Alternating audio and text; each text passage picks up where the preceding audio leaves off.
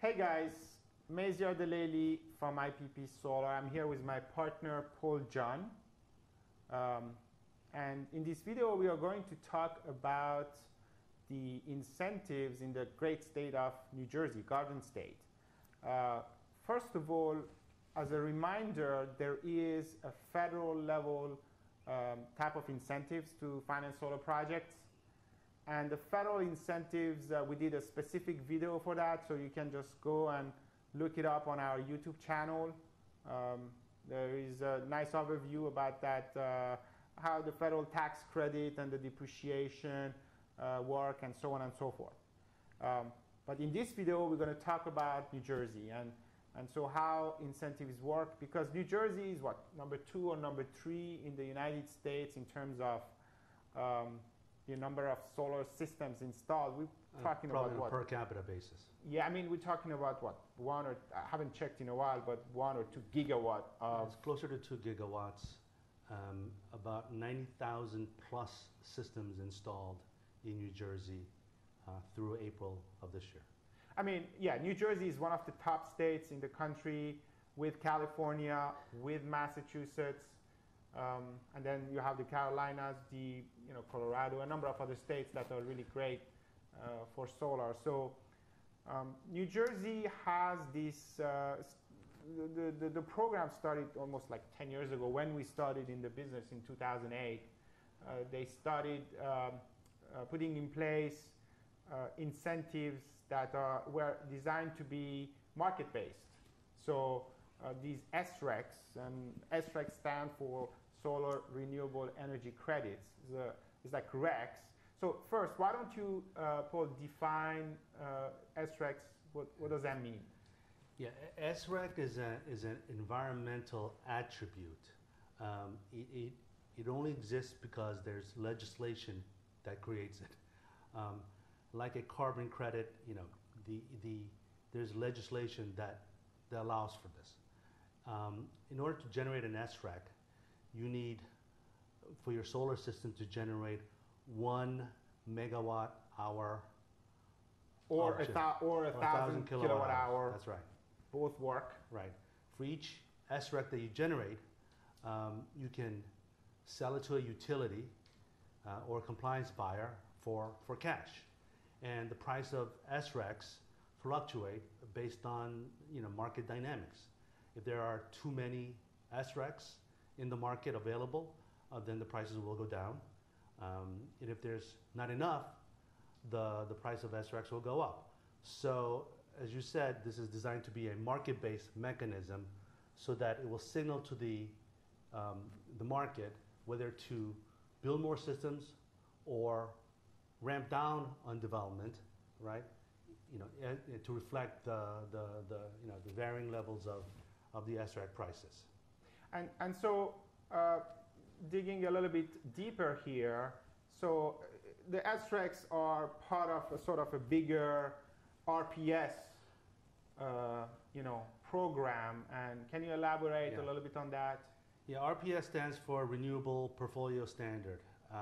Basically, what this means is that the law requires a certain portion of the state's energy mix to come from renewable energy sources, right? Whether it's wind, geothermal, hydro, what have you. So that's what an RPS is. But a lot of states have special carve-outs for solar. So in addition to sort of the general renewable energy mix targets, there's a special carve-out for solar requirements. And that's what really drives the SREC market in states like New Jersey.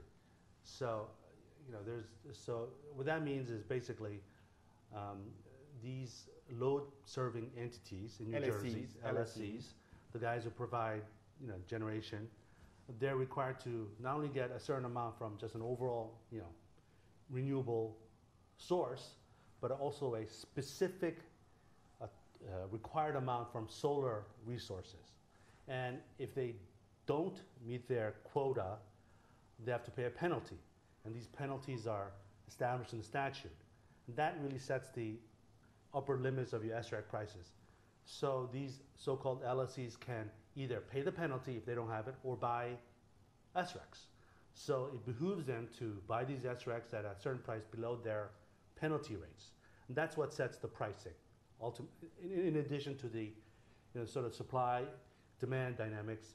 It's also these what's so-called solar alternative compliance payments. These are the penalties that these LSEs have to pay if they don't get enough of their load from solar sources. Yeah, and where are we in the RPS right now? I mean, when in 2008 the legislation was passed, I think the target was like 20%. I don't have not so high. Or maybe it was a few percent. Yeah, I don't have the precise yeah. number in mind. I think it was a couple of percent. That's been recently changed because New Jersey was so successful in meeting their targets through solar. There's been an oversupply to a certain degree, to a large degree, and this has created really a lull in the market. There's been too many SRECs, and as a result, prices have gone down. So there is recently a legislative fix to increase the solar carve out and some other adjustments to stabilize the market. So it remains to be seen whether it's going to work, but we continue to build projects in New Jersey because we think the values are still there. There's some uncertainty right now, but we do utilize some techniques to try to mitigate these risks.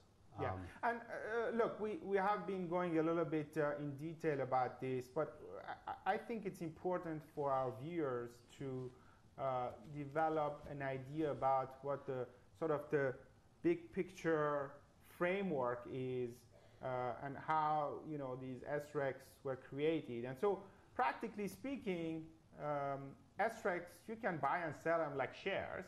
There are brokers out there who will find buyers and sellers and match them, just like you would trade shares. In fact, there are some hedge funds which who run books of SRECs in New Jersey, and there are SRECs in other states. I think Maryland and a number of other states. But some markets are the other markets tend to be much less active for a number of other reasons that we're not going to talk about today. But fundamentally speaking, this is really the framework about SRECs. And so as another anecdote, when we started 10 years ago, SRECs were traded close to $700, which essentially means 70 cents a kilowatt hour. That is to be compared to 10 cents a kilowatt hour for the energy price, more or less. And so if you add them up, 80 cents a kilowatt hour as a source of cash and savings, it gives you an idea. But then there was an oversupply, and the price of SRECs went down to $90 an SREC, which is again 1,000 kilowatt hours of solar production. And so the price has been going up and down, and just to give you an idea about where the numbers are. Okay.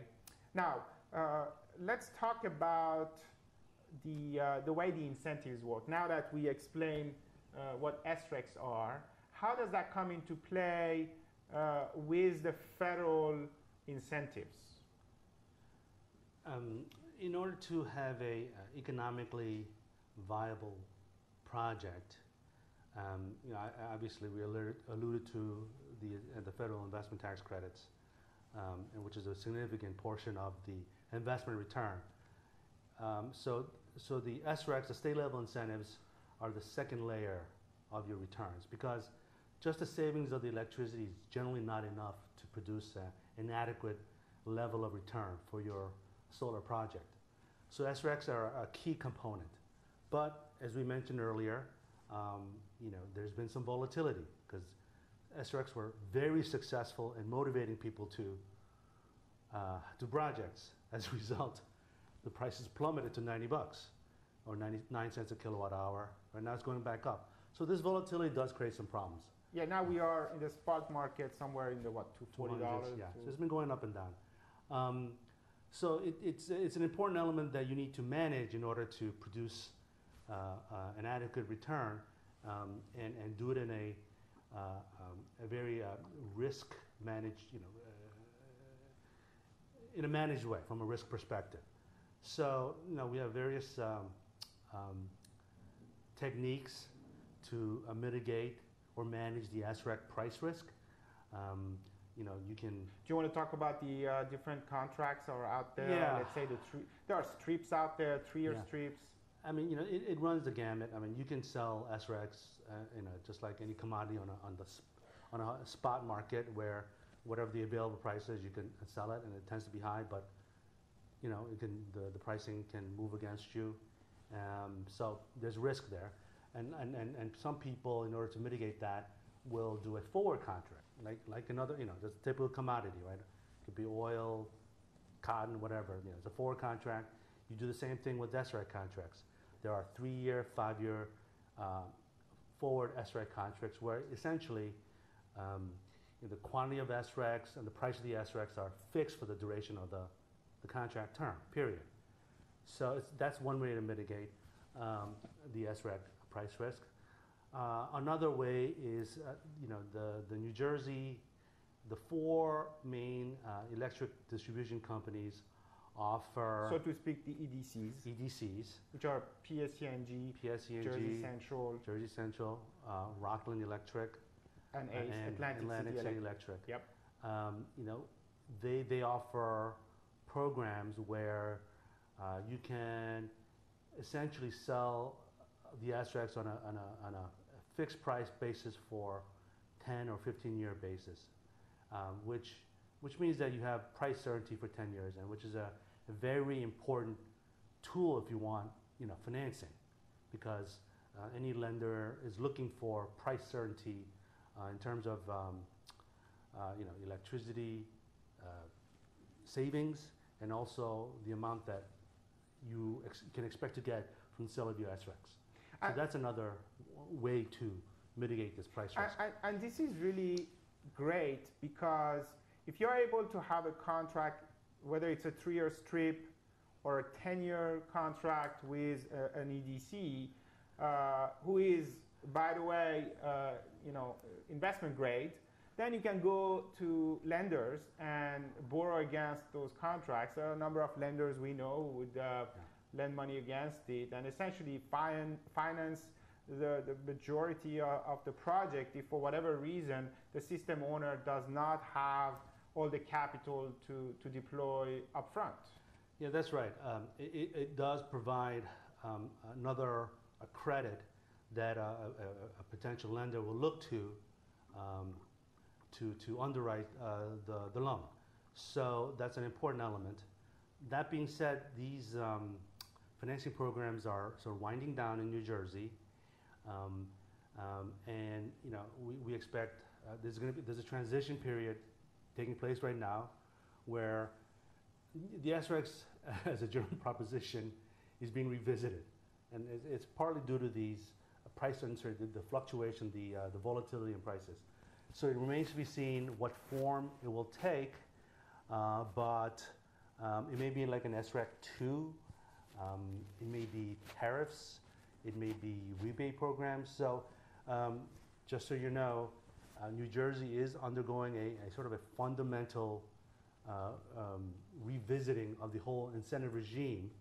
So we're doing it's a 3-year transition period. So, but in the meantime, SRECs are good. Some of these programs are still around. We're very active doing it. But in the near term, we expect some big changes.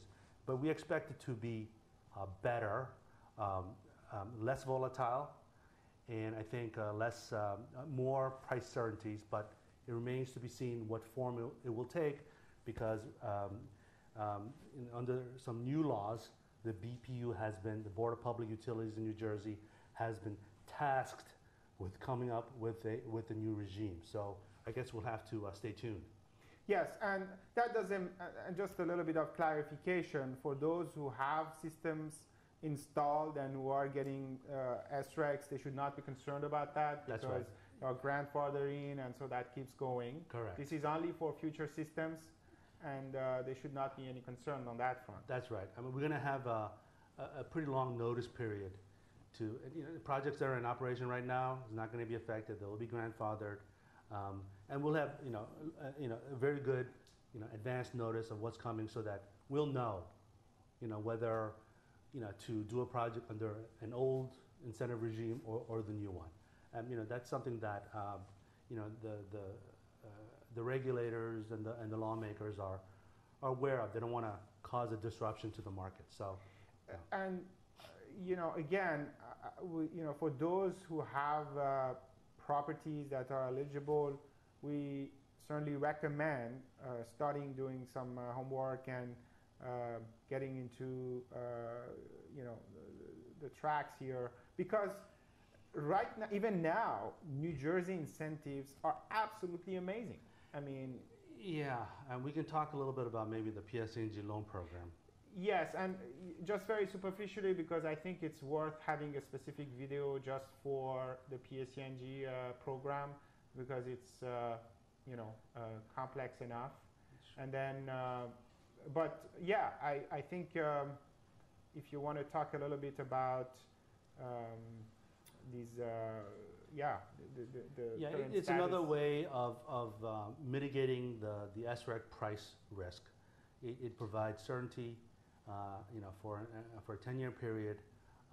It's a great way to finance. We've used a lot of it, and it's winding down too. So, if our viewers are interested in, if you have properties in PSE&G territory in New Jersey, it really may be worthwhile to talk it's to us. one of the best programs in the country. It's just absolutely great. Very, very and, attractive. well done to our friends at PSE&G.